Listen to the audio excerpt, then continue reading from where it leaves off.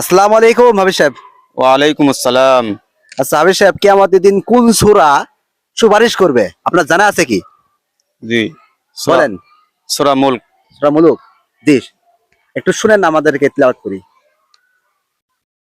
আউযু বিল্লাহি মিনাশ শাইতানির রাজীম।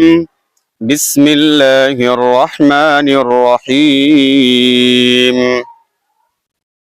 تبارك الذي بيده الملك وهو على كل شيء قدير الذي خلق الموت والحياة ليبلوكم أيكم أحسن عملا وهو العزيز الغفور الذي خلق 7 سماوات طباقا ما ترى في خلق الرحمن من تفاوت فارجع البصر هل ترى من فطور صدق الله العظيم.